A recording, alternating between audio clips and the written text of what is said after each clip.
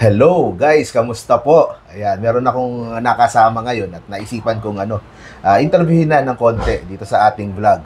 Of course, si Mr. Volt Bohol, siya po ang president ngayon ng ATOM or August 21 Movement.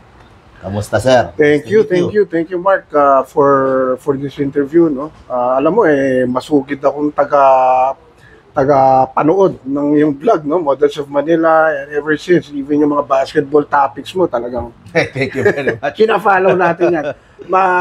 Magandang araw din sa mga viewers natin. Ayun.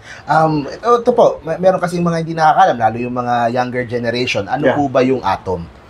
ATOM, alam mo, ang ATOM was formed by the brother of Ninoy, no? Immediately after Ninoy was assassinated in 1983. So, what happened was, yung brother ni Ninoy, whose name is Butch Aquino, was previously apolitical. So, but of course, katulad ng marami mga Pilipino nung panahon na yun, na-politicize siya. He decided to form the August 21 movement with some of his Ateneo friends, mga schoolmates. And they were calling initially for justice for Ninoy and justice for all the victims of martial at that time. And kung i-shorten or summarize natin, malaki naging role ng ATOM sa pag-build up from 83 to 86 ng mass movement, especially coming from the middle class na dating walang pakialam sa politika. So ATOM was very instrumental, most especially Butch Aquino, in bringing out and inspiring all the non-activists at that time. And eventually, alam natin yan, nag-culminate yan into the 1986 EDSA Revolution. Ayun, so yun po yung naging role ng ATOM noon. So after po ng maalis yung Marcos government noong 1986 at Cory and yung mga sumunod, ano na po ang ginawa na ng ATOM during that time? Alam niyo kasi yung palibasa ang membership ng ATOM noon mga hindi naman talaga politicized. I mean, they were politicized immediately after Ninoy was assassinated. Pero ang main objective at that time was just, like I said, to seek justice. So nung nawala ang mga Marcoses, nagbalik yan sa mga sarili-sarili mga buhay, personal na buhay, yung mga iba dyan, mga empleyado or mga businesses na iniwan nila. No, from 83 to 86 at nag-focus sila dito sa more patriotic or nationalistic objectives ng ano nila, nakapabayaan ng mga negosyo, bumalik sila dyan, private lives. Although ATOM remained as a legacy group from 86 until up to the present. So every August 21 na merong commemoration ng Ninoy Aquino Day and even yung EDSA Revolution Day, laging invited ang ATOM. Most especially EDSA Revolution din dahil technically ATOM started EDSA. So basically yung call of Butch Aquino back in February 22, 1986 sa Radio Veritas, that triggered everything. Ayun. And of course with the help of Cardinal Sin at that time. So kayo po bago lang kayo na president dito sa I joined ATOM 2022. This was the first time that the Batch 83 leadership of ATOM decided to accept new members dito sa grupo. Kami passionate lang kami kasi parang nare-realize namin na parang, alam niyo na, we had some struggles with, there's a crisis of truth happening, maraming binabaliktad sa kasaysayan, and sa palagay namin, importante kasi na maipakilala uli sa bagong henerasyon, maikwento ulit sa bagong henerasyon, yung legacy hindi lang ni Ninoy at ng ATOM or even Butch Aquino, but kadikit lagi dyan yung legacy ng, dapat maintindihan ng bawat Pilipino na kasama sila dito sa legacy na to. Hindi lang to about Ninoy, hindi lang to about the Aquino family. So, ang struggle for democracy during that time. Struggle for democracy, kasama bawat isang Pilipino dyan, bawat membro ng Pilipinas. Kasama dyan at every time na dina-downgrade natin or binabash natin ang EDSA, para bang binabash na rin natin sarili natin legacy. That's how we felt, no? Kaya importante na mapakilala lang sa bagong henerasyon ang tunay na nangyari, and of course yung ang dami po kasi lumalabas na mga misconception, yung iba outright na fake news, yung iba misinformation. Correct. At ano ba yung madalas na narinig niyo about kay Ninoy na gusto nyong mai-correct or gusto nyong maitama? Number one dyan, Ninoy, komunista, di ba? Of course, that's 100% untrue. At sinabi naman ni Nino ito, meron siyang libro pa nga na nilabas na Testaments from a Prison Cell na nilabas after na ng EDSA. A lot of those things, alam mo yung mga bintang na nato kay Nino, ginagawa na to nung martial years pa lang. Bumalik lang nire-rehash lang. Nire-rehash lang. And hindi expected ng karamihan na after, after the advent of the social media, magiging successful. In a way, marami pa rin matibay ang paniniwala sa naging legacy ni Ninoy. But of course, somehow, from a certain extent, to a certain extent, medyo maraming nalinlang. For example po, para po sa mga kabataan na hindi kilala na si Ninoy. Yeah. Sino ba si Ninoy? Ano ba ang dapat na unang malaman nila about this person na nasa 500 piso natin? Sino ba itong taong ito? At bakit siya nandito sa papel? Bakit siya nasa pera natin? Well, basically si Ninoy Aquino ay before martial law was declared, he was of course one of those politicians aspiring. Meron mga personal rising star. Rising star siya ng politika na. In fact, he was being groomed to be the next president after Ferdinand Marcos. Kasi supposedly 1973 tapos ng term ni Marcos. He cannot run anymore. 72 yung martial law. 72, 1 year before the end of the term of Marcos. Tapos martial law was declared and Ninoy was one of the first opposition leaders who was of course jailed to run for that to run for that position, pero nung dineclare yung martial law, parang kinulong siya, of course, and that isa rin siya sa mga leaders apart from Pepe Jokno was the father of Chel Jokno.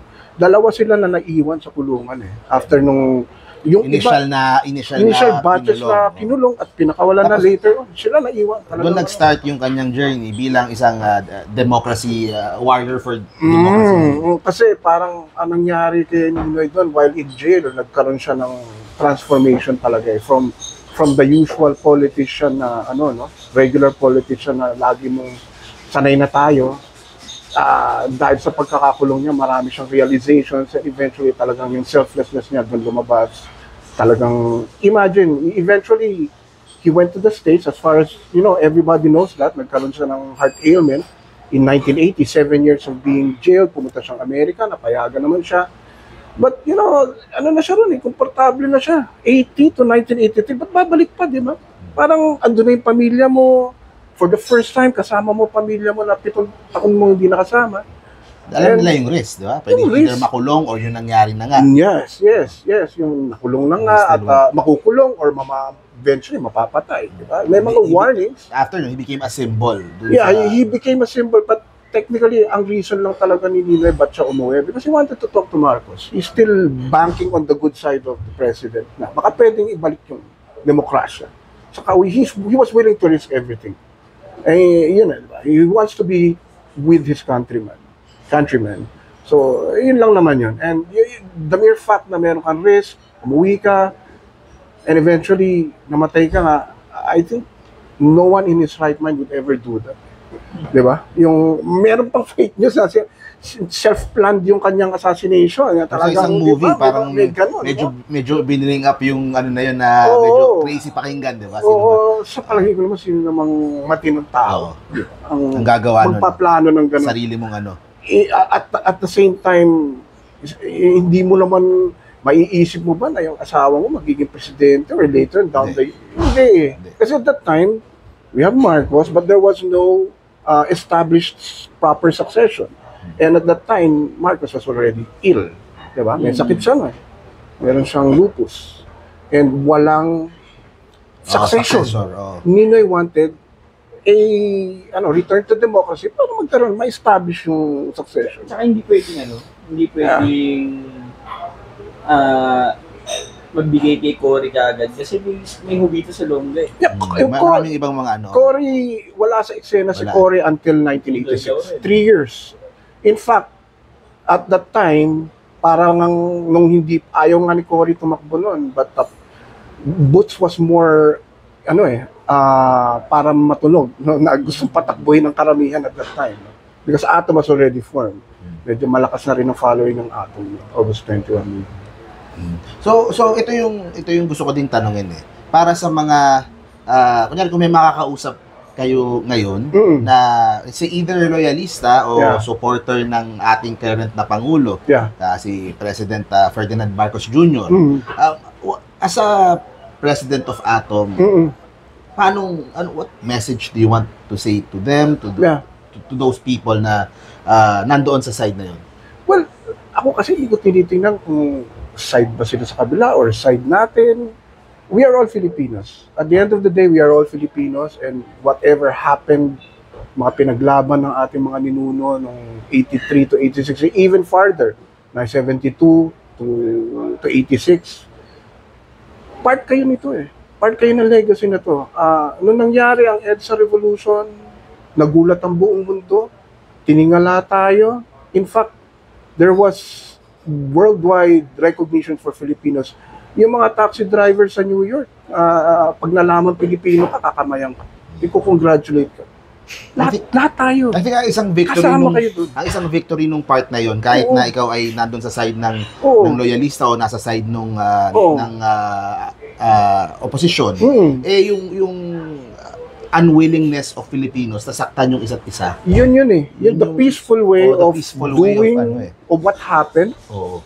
Imagine, no? That's something na we can be proud of eh. That is something to be proud of. na At, hindi na it was the we first chose peace eh. Yeah, it was the first time that the whole world saw that, yung mga lumuluhod na mga Pilipino sa harap ng tangke, yun nagdadasal, imbis na batuhin yung mga sundalo na magdi-disperse, bibigyan ng rosaryo, bibigyan ng pagkain, bibigyan ng tubig. Sino ba naman ang hindi matutunaw ang puso? No? Kaya eventually ganun na nangyari sa mga sundalo. Sumama sa taong bayan, di ba? So, yun lang naman. Gusto ko sabihin na you are a part of this. And we don't even think na doon kayo sa kabila or what. We are all Filipinos. Kasama kayo sa legacy ng EDSA. Lastly, ano ba ang next na plans ng Yeah. Atom moving forward? Of course. Yeah, patuloy ang aton sa pagtindig sa mga pagbabago ng kasaysayan. We want the truth to be protected dahil hindi lang ito para kay Ninoy, hindi lang ito para kay Butch Aquino, para to sa bawat Pilipino na tumindig noon. At yun nga, sabi ko nga, you are a part of this legacy. Pag nabura ang kasaysayan, pag nabago ito, kasama na mawawala ang legacy ninyo ng bawat isa sa atin. So, sabi nga ni Rizal, di ba, you have to move forward while remembering the memories of the past. So, in fact, kinote din ni Ninoy ito, si Dr. Rizal, na very important na, sabi nga ni Ninoy, maraming instances sa book niya na madalas kinukop niya si Rizal, but then again, marami naman sa mga quotations ni Rizal, very relevant pa rin, even to, during the time of Ninoy, and even up to now. Okay. Thank you very much Thank po, you. Sir Volt. Thank you, Sir Mark. Hope to see you more in the future, and I think meron opening, di ba, sa end of the month, soft launch? Well, the Aquino family are having a soft launch of the Aquino Museum. Hindi nga lang ito open to the public pa, by invitation muna. So, yeah. Atom will be there. Yeah, we'll be there. We'll be there. They want us to give some constructive feedback, so we're willing to help. Thank you very much, Sir Volt Bohol. August 21 movement. Sure. Thank you very much, sir. Meron pa